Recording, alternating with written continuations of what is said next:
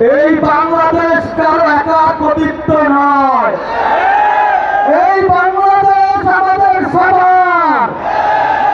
এই বাংলাদেশে ইতিমধ্যে দেখেছি অনেক ষড়যন্ত্র চালানো হচ্ছে।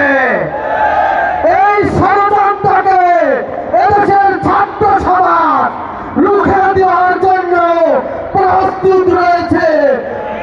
আমার ইতিমধ্যে দেখেছি বিভিন্ন জায়গায় অনেক ষড়যন্ত্র চালাচ্ছে এবং অনেক জায়গায় আপনারা দেখতে পাচ্ছেন দখলদারিত্বের নামে যেই কার্যক্রমগুলো চালাচ্ছে। এই বাংলার মাটিতে কোনো জায়গায় কোনো দখলদারিত্ব দেওয়া হবে না। এই বাংলাদেশে কোনো ধরনের কোনো আলমদের উপরে নির্বিচার করা হবে না।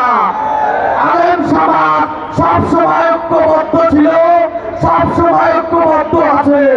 এই আওয়ামী বেশিরভাগের যিনি প্রধান, এই শেখ হাসিনাকে অবিলম্বে ভারত থেকে এনে এই সকল হত্যা মামলার বিচার এই দেশের মাটিতে করার জন্য এখন যে সংসদ রয়েছে তাদেরকে আহ্বান জানাচ্ছি। আপনারা জানেন ইতিমধ্যে বিভিন্ন জায়গায় দখলদারিত্ব চলছে। আমরা তাদেরকে হুঁশিয়ার করে দিতে চাই, আমরা এই জন্য এই দেশে স্বাধীন করিনি, এই জন্য এই দেশের ছাত্র সমাজ রক্ত দেয়নি, এই জন্য এই দেশের ছাত্র সমাজ আপনাদের একাধিপত্যের জন্য আন্দোলন সংগ্রাম করেনি।